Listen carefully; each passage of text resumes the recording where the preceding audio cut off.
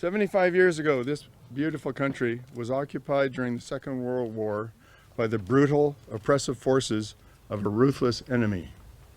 After 6 young Canadian airmen made an emergency landing in this field, more than 40 men and women of this area defied that occupying force by actively helping those airmen avoid capture and then sending them home. More than 50 Canadians are gathered here with you this morning. Everyone, hands up. Canadians.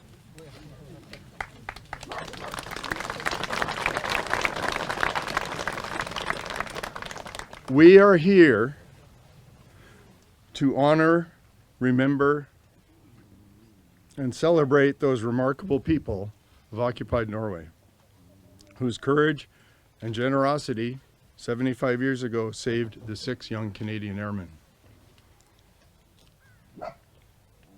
Here's how it started. The crew of 6 407 Demon Squadron Royal Canadian Air Force airmen took off from their base at Wick, Scotland, shortly after midnight on September 26, 1944, for a regular patrol over the North Sea to look for U-boats.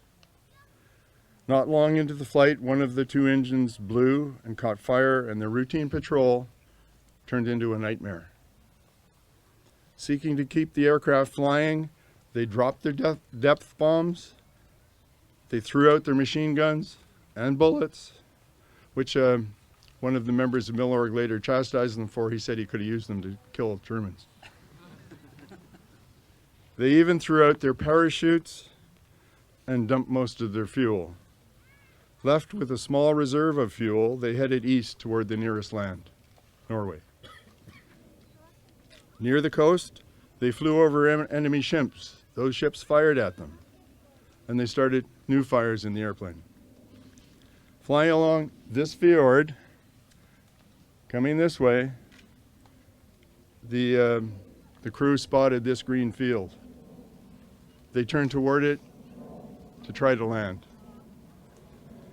Just before arriving, the aircraft ran out of fuel. The second engine died. And as you've heard, it touched down over there, skipped, went through the trees, wingtip went through the trees, back to the ground, and miraculously caught a pile of rubble and stopped before going over the drop-off. The nightmare had ended. An adventure was just beginning.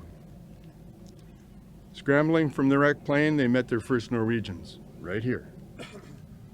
A small group of neighbors was gathering. One of them told the crew to head down the peninsula, although he didn't do that because the Germans over there would have seen him gesturing. He did it, go that way. By directing the 6 Canadians away, these ordinary Norwegians defied their country's occupying force. Down at the shore, the crew was helped again by ordinary women and men who hid them in a cave. Even as the Germans were searching around their home, these people managed to connect the crew with members of Milorg, who took the Canadians away in rowboats that night. From that moment until they were taken to Leif Larsen and Vigra, the Shetland bus, for the trip back to Scotland, the crew was looked after by Milorg, a group who risked their lives regularly for Norway.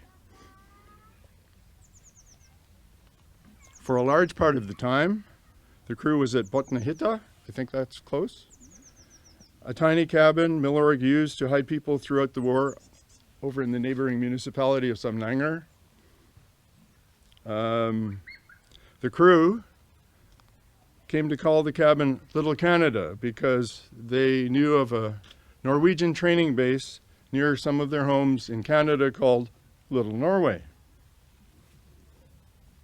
In a time of rationing and widespread shortages, the crew were fed, given clothing and shoes that they needed. They ate meals with local families in their homes on their trip up to the cabin and again on the way down toward their rendezvous with Vigra and the trip back to Britain.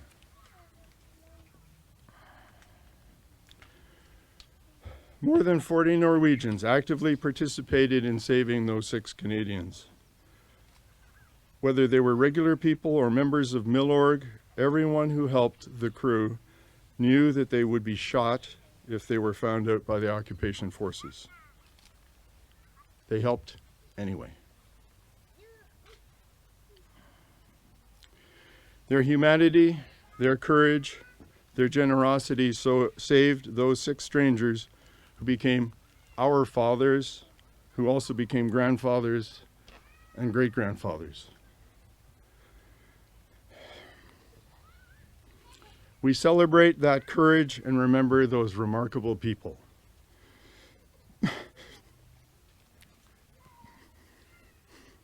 Sorry. We are here, all of us today, to honor them. We also honor you who keep the memory of those people and their actions alive in this community. As someone said recently, my father said that when they landed in this field, the crew thought that they were among strangers, but soon found that they had fallen among friends. He wrote, "I know that I am echoing the thoughts of each member of our crew when I say, we can never repay the enormous debt we owe to those living and dead who by their unselfish, heroic actions aided us in our hour of need."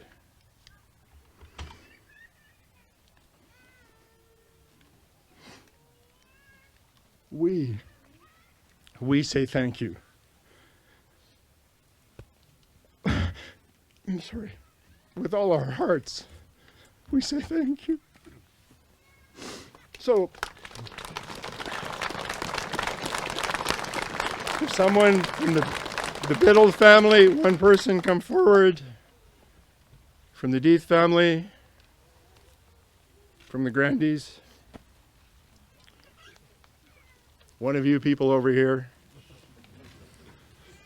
Eric, Catherine, come forward. Clay? Clay Pashka. I'm right There you go. As there are no members of the Neal family that we could find. Gary, are you here?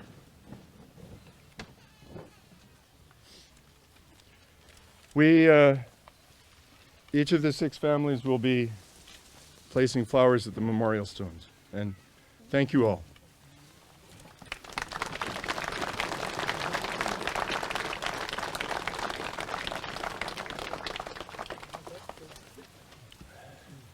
So Devin Biddle, is that Devin? Yep. Doug Deeth, Jim Grandy, Clayton Pasha, who is the grandnephew of Ken Graham, my grandson Eric and his mother Catherine, and my brother Gary on behalf of the Neal family who we couldn't find.